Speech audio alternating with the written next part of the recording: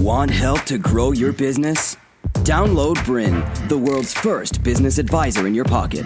To find out more, visit BRiN.ai or search the App Store today.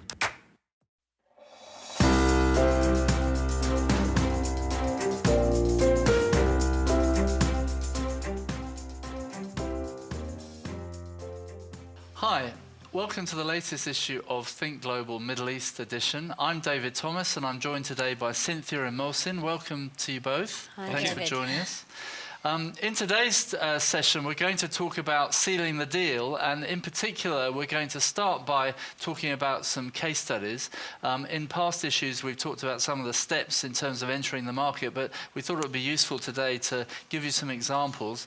Now, Cynthia, before we start, though, could you perhaps give us a bit of an outline of why you're an authority on this topic and your experience, and introduce Masin as part of your team? Yeah, sure. So everyone can see where you fit into this picture. Absolutely. Thanks, David. So I have spent most of my career focusing on the Middle East. I joined the Department of Foreign Affairs and Trade, so Australia's Foreign Service, back in 2001, straight out of university. And I thought that I would be going off to Japan or to a French-speaking posting because those were the languages I had. Now, the Department of Foreign Affairs and Trade said to me, "Oh, you have language aptitude. We would like you to learn Arabic and go and be posted in the Middle East." And I was absolutely horrified because I had absolutely no idea of anything to do with the Middle East, and I was not really very interested in going, and I was actually quite afraid because I thought, Which I think many people would be actually thinking about the Middle East. Yeah. I was just kind of freaked out. Anyway, I was more frightened of my employer than I was of the Middle East, so I packed up and went, and I was posted in Egypt, and then I was posted to the UAE and Qatar.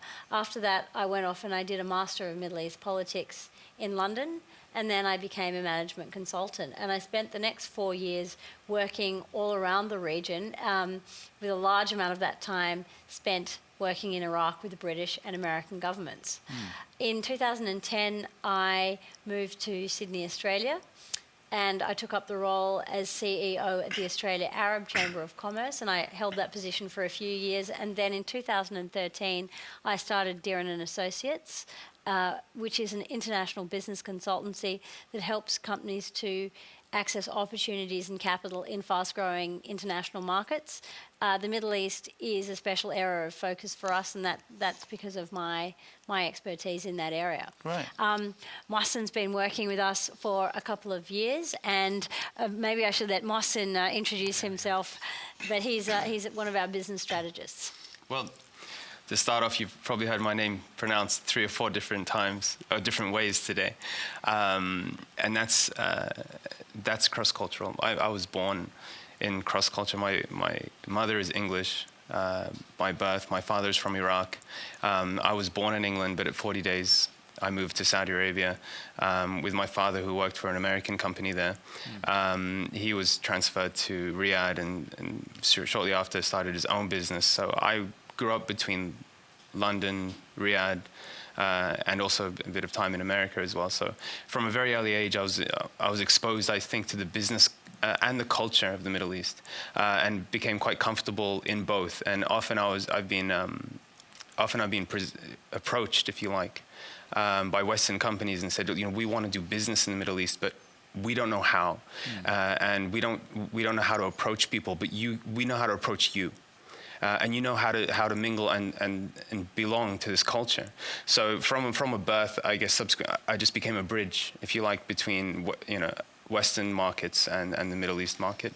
And I spent a good deal of time starting businesses and being involved in the business culture of the UAE, United Arab Emirates. And is that quite common? Do you have many friends who are similar to you with multinational backgrounds? I don't know if it's common from an ethnic point of view, like myself, but very common for people who grew up in other countries. People from all sorts of backgrounds, Arab backgrounds, Eastern backgrounds.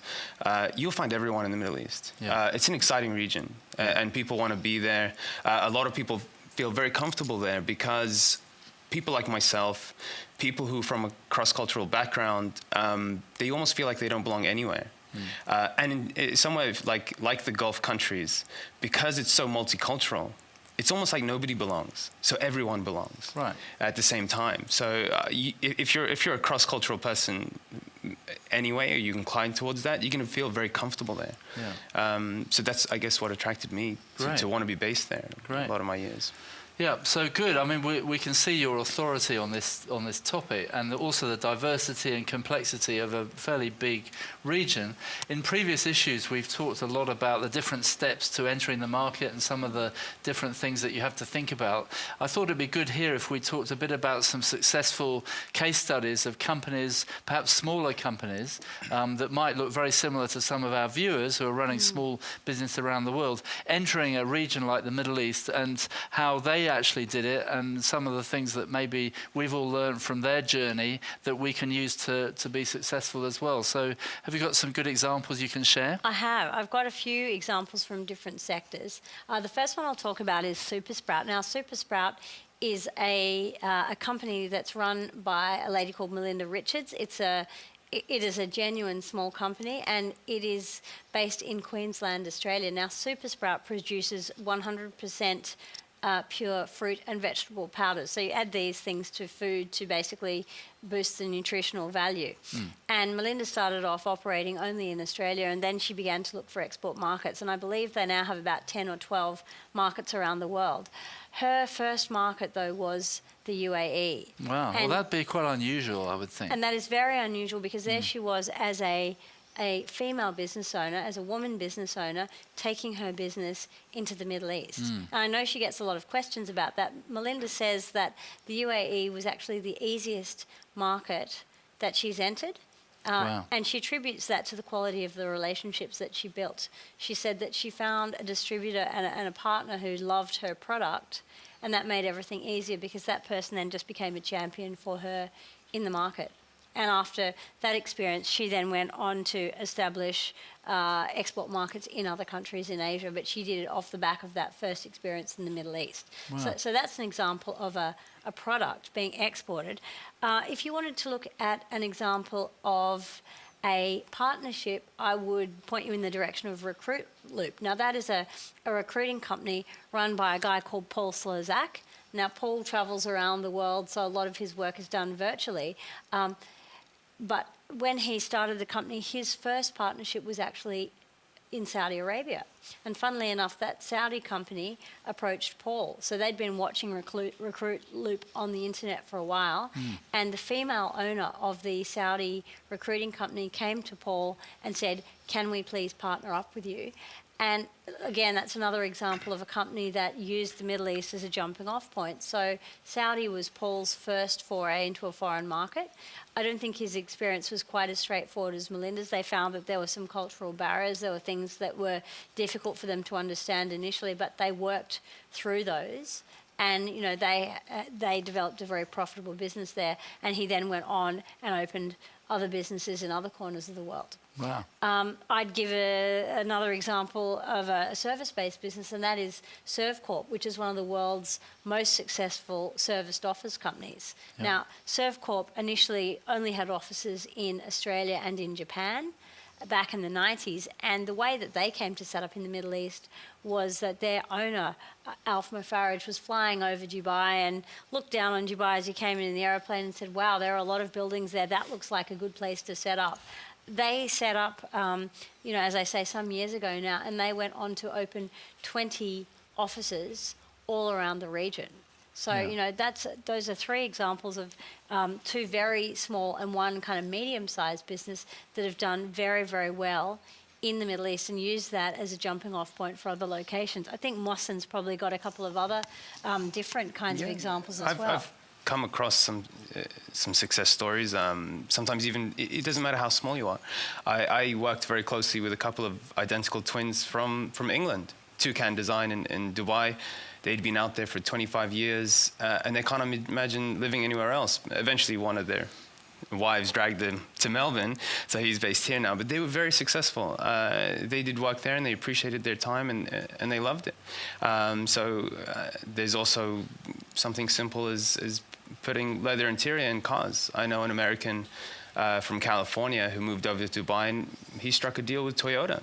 Any Toyota car with leather interior is done by an American. And 25% of the cars in the UAE are made by Toyota, so I'm sure he had a lot of work. Oh yeah, he was very busy. He was very happy. I mean, he was planning. He was now looking at his exit strategy and seeing how he can move back to his home country. He'd enjoyed his time, but I think you'll find there are a lot of people who generally look at the UAE or sorry, I was based in the UAE. You might roll off my tongue pretty easily, but the Middle East in general as a good place not only to set up business.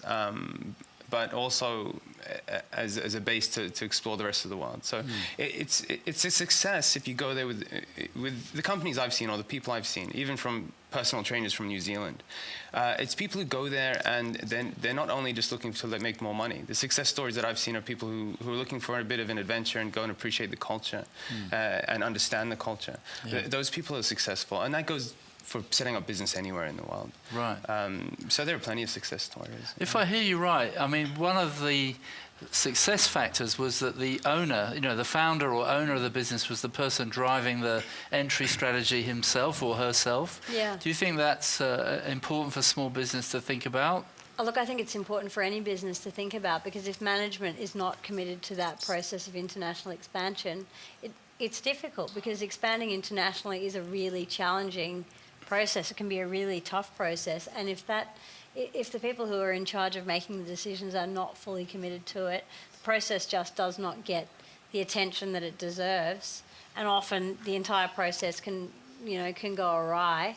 Yeah. And it's very, very hard to recover without the support of top management. So maybe the top guy himself needs to be the driver. I think so. Yeah. I think you need to be convinced of the Middle East, and it's difficult to be convinced of the Middle East on paper, or especially by media.